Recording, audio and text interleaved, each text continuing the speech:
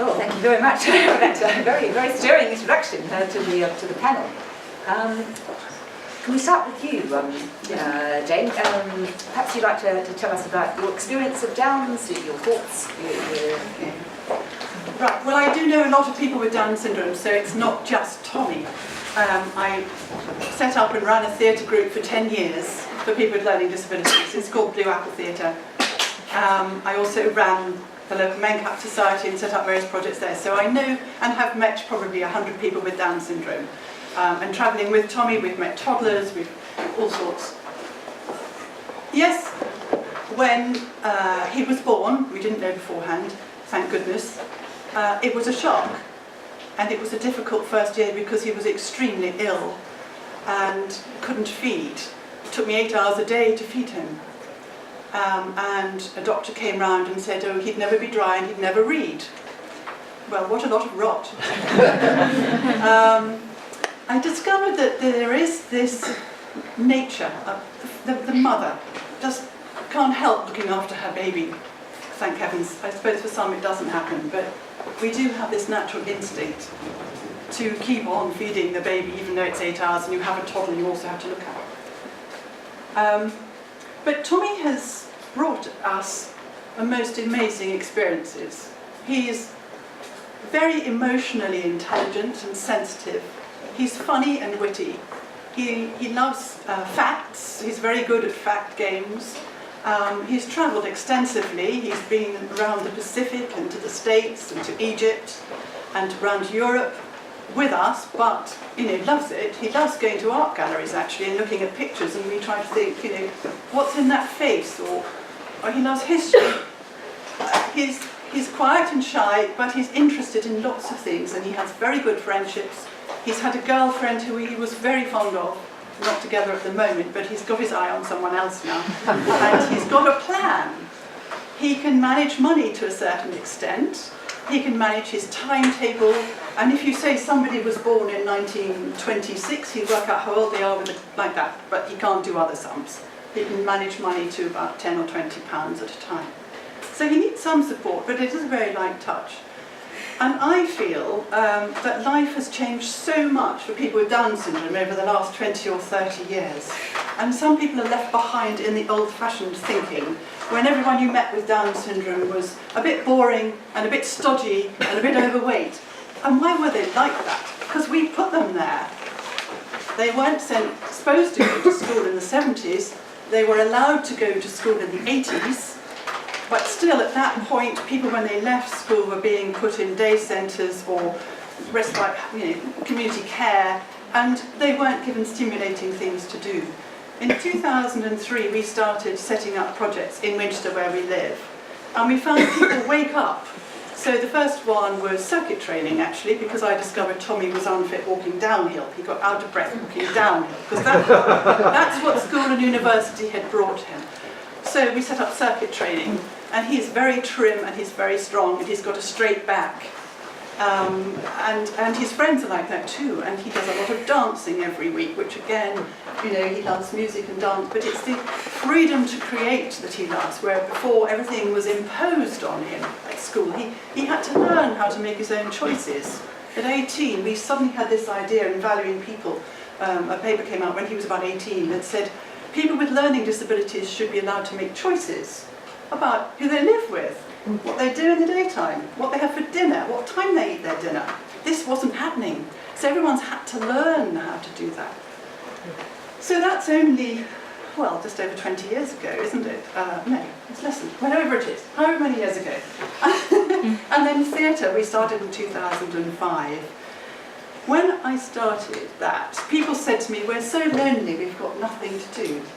They had no concept of ringing each other up to arrange to meet. They didn't really have friends. They might bump into people at activities, but it wasn't like we'll go to a coffee shop together or we'll meet here or there. But now they do. And it's only because they've had stimulating activities where we expect good things from them, we're ambitious for them and we stretch them, and they are amazing in the way they respond. People are now booking their own theatre tickets. You quite often see them on the bus together, or a friend of mine will come back from town and say, I saw some of your guys in Costa, they were having a lovely time. or they'll arrange to go for a pizza, or they'll kick a football together.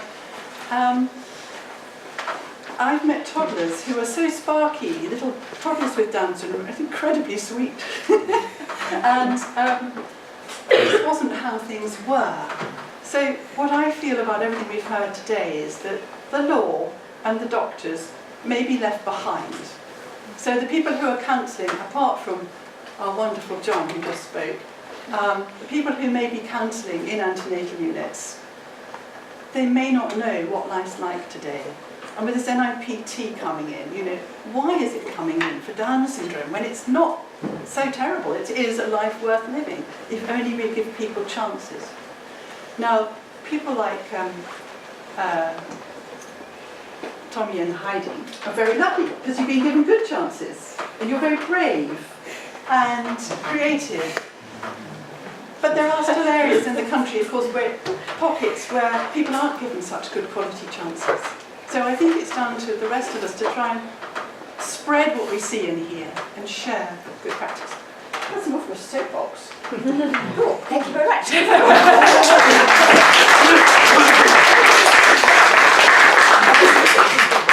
like to introduce Heidi Crowter. Now, I hope I've said your name right. Is that right? Yes, Crowter?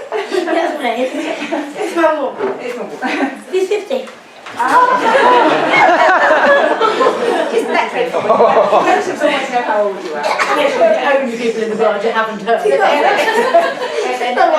I never forget.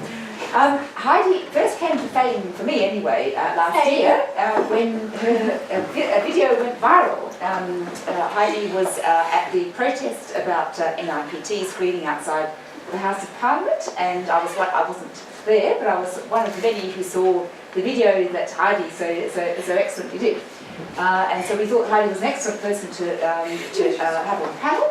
And I won't say much more about Heidi's life because Heidi's going to speak for herself. So over to you, Heidi. Oh, thank you. I'm just so small, you can stand up. Oh, thank you. I've got a bit of see you at the back. Thank you. Okay, Heather. So, I am Heidi Crowter, hello, and I'm 21, and I have Down syndrome. But it has not limited anything in my life. I live independently in my own flat for a year now, and I'm loving it. I'm especially enjoying my newfound peace with my mum and dad. I do look and dearly, but I have to say that to my way home. Say it slowly. I have to say that because it's my way home. Anyway, I work in a children's hair salon, and I love it. I've been working there for over a year.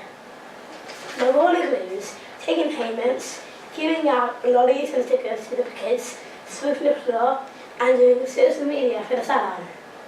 Although I may learn things slower with having Down syndrome in my life is still important as anybody else. Not only do I have a job, I lead a very active and vibrant life. Doing things I love, such as my contemporary dance group, drama group, cinema, Zumba, Girls Brigade, and what's my job play football in all weather. One time occasion as men. I have a new fantastic support.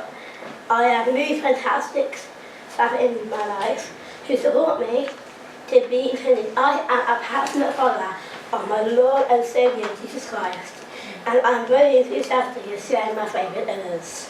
And I get so excited when I think about all he hears and all he has blessed me with. He blessed my little sister. and a nephew as well. Anyway, I have various alternatives at home with I love. And I also on tea and coffee duties.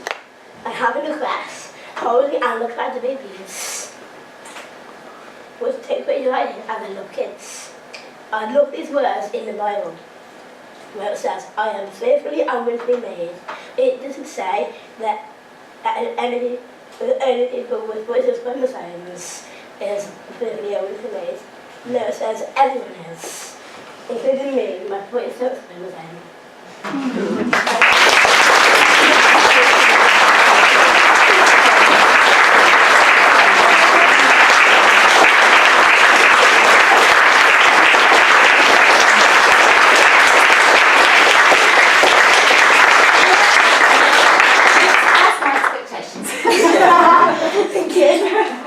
And now I will hand over to your mother. Yes, perhaps.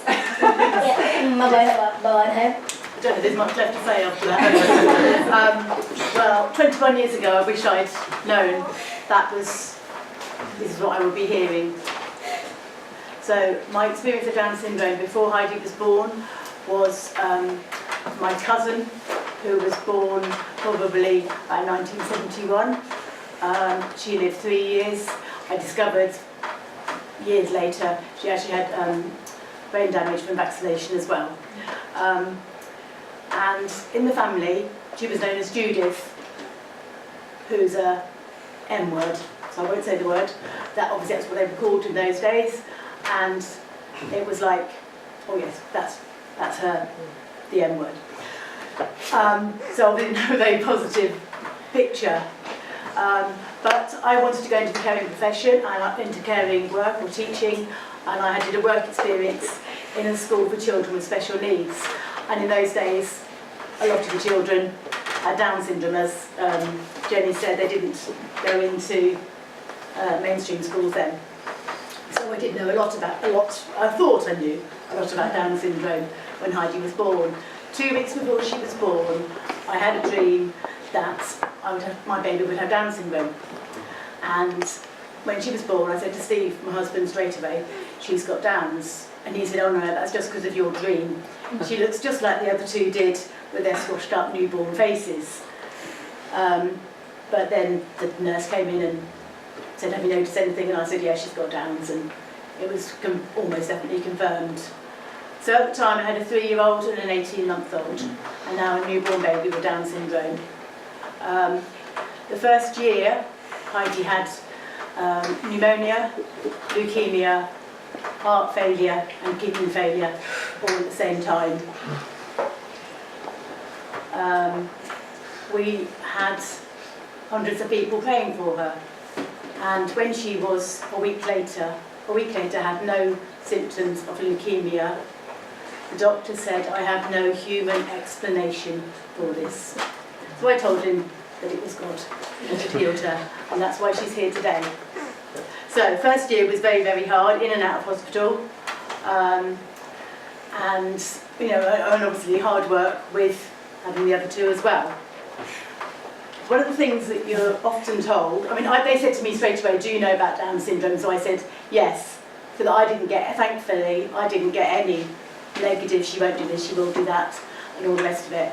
One of the things you're often told is that it's the siblings that will suffer. Her younger sibling is here today, and she's given up a day with her friends in university to come to Oxford to look after her, to go shopping with Heidi, and have lunch and everything for her, so that Heidi didn't have to sit through the rest of the conference.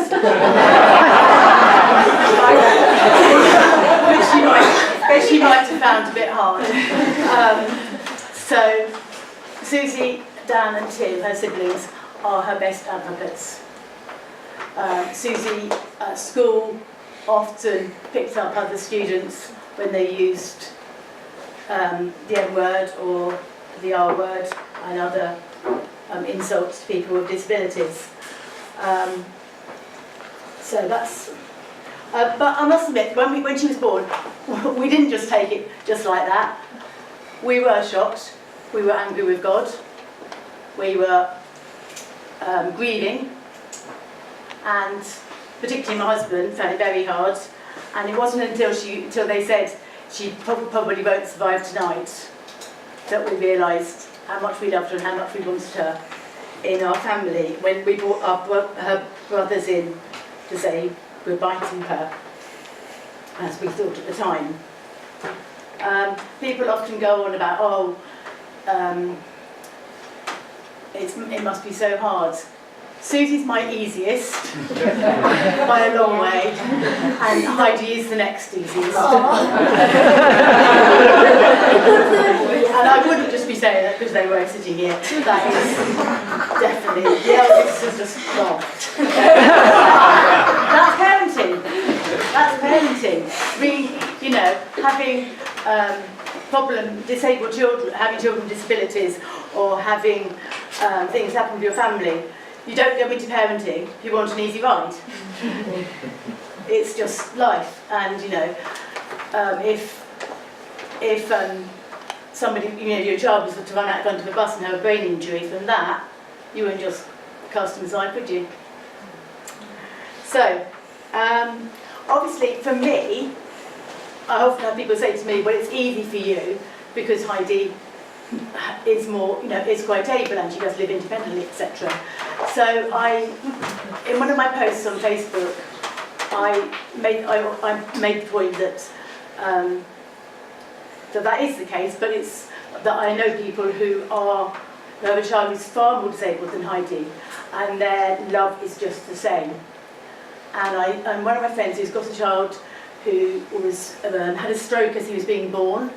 He's nil by mouth for life, he has no swallow reflex. He's paralysed down one side, and at age 9 he communicates with a smile. And that smile and that unconditional love between mother and child is just amazing. And she replied to my post something like, "That is so..." Anyway, he is so much more disabled than Heidi, but his life is just as precious, and all life is valuable and precious. So I don't know if you heard what Heidi ended with, but it was, so the night she was born, we read the Bible together, my husband and myself. We didn't want to, like I said, we were angry with God, we didn't want to, but we did read Psalm 139, "I will praise you, for I am fearfully and wonderfully made."